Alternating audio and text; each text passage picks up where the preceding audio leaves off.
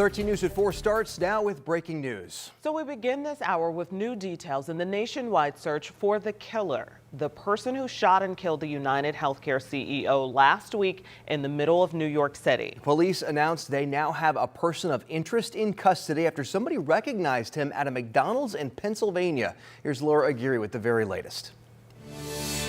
Police in Pennsylvania have arrested a man they believe could be connected to the fatal shooting of United Healthcare CEO Brian Thompson in Manhattan last week. Members of the Altoona Police Department arrested Luigi Mangione, a 26-year-old male, on firearms charges. This comes just hours after a tip was phoned into police by an Altoona, Pennsylvania McDonald's employee after a patron pointed out the man. The McDonald's employee did something we ask every American to do. If you see something, say something, but most importantly, do something. New York's police commissioner says Mangione was carrying several fraudulent IDs and a U.S. passport. Upon further investigation, officers recovered a firearm on his person, as well as a suppressor, both consistent with the weapon used in the murder. The gunman was seen on security cameras using a weapon outfitted with a silencer. Police say he checked into this Manhattan hostel 10 days before the killing using a fake New Jersey ID. And it was during a flirtatious moment with a hostel front desk clerk that gave police and the nation the suspect's full face. Investigators are now working to see if firearm ballistics and recovered DNA evidence link to Mangione. Additionally, officers recovered a handwritten document that speaks to both his motivation and mindset. NYPD detectives are on their way to Pennsylvania to question Mangione, who they say had no prior arrests in New York. I'm Laura Aguirre reporting. Still a lot of questions. We'll continue to wait for answers on that. In the meantime, we got to get to weather. Yes, closer to home, we have seen a dreary day, but it has not been cold. No, we've enjoyed this warm up, Sean. Yeah, heck of a stretch run we're on here. That stretch run will come to an end here in the middle part of the week. So as we knew it would. Enjoy what's left. And we got to get you ready for tomorrow morning too. Potential for some locally dense fog developing after sunset and before tomorrow morning. Whether or not it's going to be widespread, that's to be determined.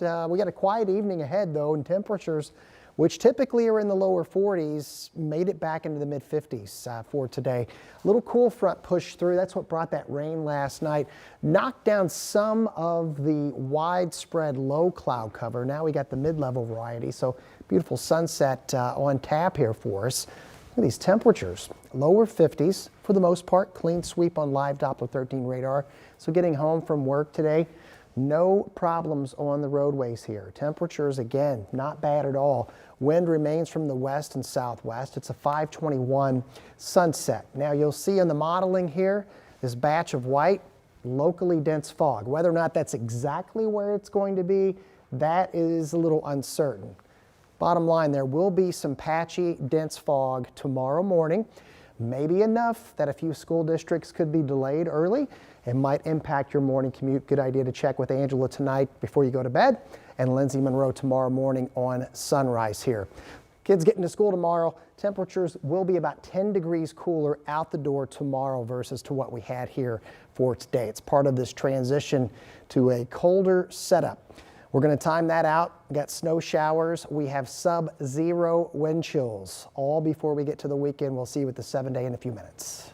All right, see you then, Sean. Thank you. Now to the game college football fans across Indiana, quite literally, from north to south, are looking forward to. The Indiana Hoosiers taking on the Fighting Irish of Notre Dame in the first ever 12-team college football playoff. This is going to be a battle for the Hoosier State in this first round matchup. Dominic Miranda joins us now. Dom, this is a dream matchup for people here. Absolutely. This is without question historically significant as far as Indiana goes, kind of like you mentioned too, and with the college football landscape at large. There's no question about that either. It's the first time ever for a playoff game at a home site. First time for Notre Dame, first time for all the other teams hosting a first round college football playoff game. First iteration of a 12-team playoff, and people in our state, all those firsts get IU and Notre Dame. You can't script it any better. It makes you wonder about the history between these two schools, of which, maybe surprisingly, there's not much. Bit of a tale of the tape here briefly. First ever matchup between these two teams way back in 1898 in South Bend, a riveting 11-5 win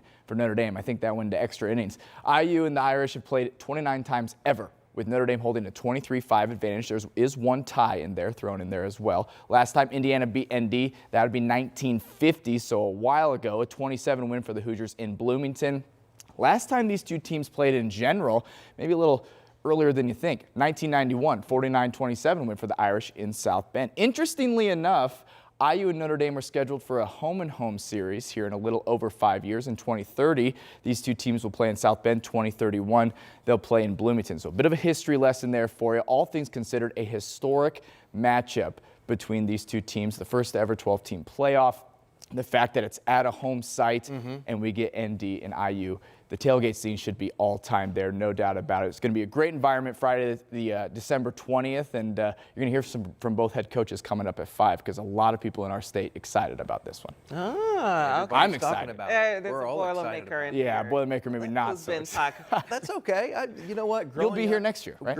I grew up in a Notre Dame family, so just the excitement over these two teams getting together, you cool. can't get enough of, especially if you've got the money to see a game, see that game in person, which, whew, you got to have Five figures that. for nosebleeds, I'll watch from the couch. Dom, thank you. And if you're looking to get tickets to the IU Notre Dame game, do it fast because prices are going up, up, up. According to Sports Illustrated, the cheapest options on Ticketmaster were $1,330 for a single ticket this morning.